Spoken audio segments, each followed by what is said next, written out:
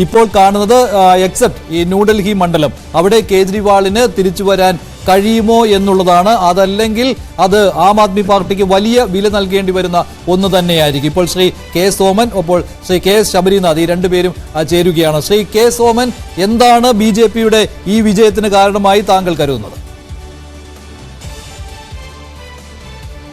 മഞ്ജുഷ, ഈ വിജയത്തിന് കാരണമായി ഞങ്ങൾ കരുതുന്നത് ഡൽഹിയിലെ ജനതയ്ക്ക് കാര്യങ്ങൾ ബോധ്യപ്പെട്ടു എന്നുള്ളതാണ്.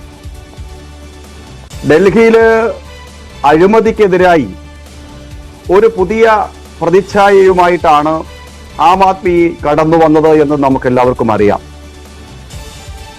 അവിടെ നടന്നിട്ടുള്ള തെരഞ്ഞെടുപ്പുകളിൽ ലോക്സഭയില് ബി.ജെ.പി ജയിക്കുന്ന സന്ദർഭങ്ങളിൽ ഉണ്ടായിട്ടുണ്ട്.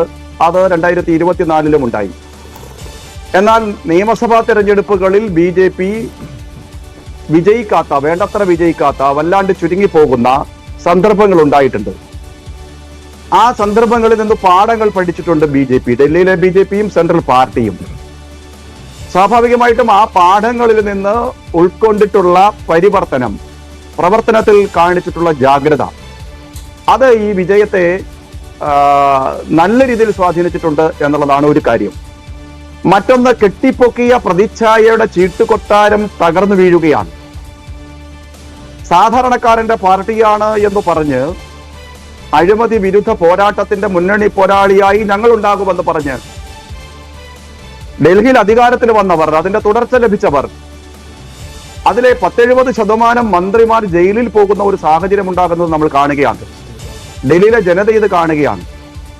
ഈ തെരഞ്ഞെടുപ്പിലും അതിനെയെല്ലാം അതിജീവിക്കാൻ വേണ്ടിയിട്ട് വലിയ വാഗ്ദാന പെരുമഴ അവർ കൊടുത്തിരുന്നു. അപ്പൊ ബി.ജെ.പി കൊടുത്തോ എന്ന് ചോദിച്ചാൽ ബി.ജെ.പി കൊടുത്തിട്ടുണ്ട്. പക്ഷെ ഡൽഹി മാറണമെന്ന് ഡൽഹി നിവാസികൾ ആഗ്രഹിച്ചു.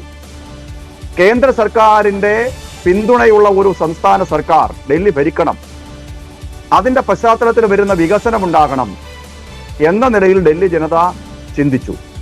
അവർ അഴിമതിക്കെതിരായിട്ടുള്ള ഒരു വിധിയെഴുത്തായി ഈ തെരഞ്ഞെടുപ്പിനെ ഉപയോഗിച്ചു. അതാണ് നമുക്കിവിടെ കാണാനായിട്ട് സാധിക്കുന്നത്. ശരി, ഞാൻ താങ്കളിലേക്ക് വരാം. ഇപ്പോൾ ശ്രീ കെ എസ് ശബരിനാഥൻ, ഇതേ വിലയിരുത്തൽ തന്നെയാണോ കോൺഗ്രസിനും ഉള്ളത്? അരവിന്ദ് കേജ്രിവാളിനും ആം ആദ്മി പാർട്ടിക്കും ഡൽഹി ജനത നൽകിയ ഈ തിരിച്ചടി അഴിമതിക്കെതിരെയുള്ള ഒരു മുന്നറിയിപ്പ് നൽകുകയായിരുന്നുവെന്ന് ബി.ജെ.പി സ്വാഭാവികമായിട്ടും ഇത് തന്നെയായിരിക്കുമല്ലോ മുന്നോട്ട് വെക്കുന്നത്. കോൺഗ്രസ് അതിനോട് യോജിക്കുമോ?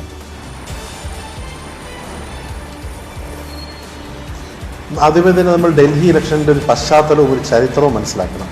ഏകദേശം ഇതുപോലെ 10-15 വർഷം ഭരിച്ച് നല്ല രീതിയിൽ ഭരിച്ച ഒരു ഷീലാ ദീക്ഷിതിൻ്റെ ഭരണത്തെ അവസാനം അഴിമതിയുടെ വലിയ കറപുരണ്ടു എന്ന് പറഞ്ഞ് ഒരു വലിയ പബ്ലിക് ക്യാമ്പയിൻ അന്നത്തെ UPA സർക്കാരിനെതിരെ പറഞ്ഞ് ഷീലാ ദീക്ഷിതിനെ അതിൻ്റെ ഒരു മുഖമാക്കി ഷീലാ ദീക്ഷിതിനെ തോൽപ്പിച്ചുകൊണ്ടാണ് അരവിന്ദ് കേജ്രിവാൾ ആദ്യമായി മുഖ്യമന്ത്രിയായി വരുന്നത്. അതിനുശേഷം കഴിഞ്ഞ 15 വർഷമായി ആം ആദ്മി പാർട്ടിയും അരവിന്ദ് കേജ്രിവാളും അവരെക്കുറിച്ച് പറയുന്ന 2 പ്രധാനപ്പെട്ട കാര്യങ്ങളാണ്.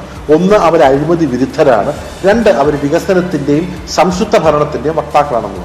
പക്ഷേ ആം ആദ്മി പാർട്ടി ഏകദേശം 10-12 വർഷം ഭരിച്ചു കഴിഞ്ഞപ്പോൾ അതിൻ്റെ ബാക്കി പത്രമായി ഇപ്പോൾ കാണുന്നത് ഇന്ത്യയിലുള്ള ഏറ്റവും വലിയ ഒരു അഴിമതിയുടെ ഭാഗമായി ഒരു മുഖ്യമന്ത്രി തന്നെ, അതോടൊപ്പം തന്നെ പാർട്ടിയുടെ 2ാമൻ വിദ്യാഭ്യാസ മന്ത്രി തന്നെ എത്രയോ കാലം ജയിലിൽ കിടന്ന ഒരവസ്ഥ.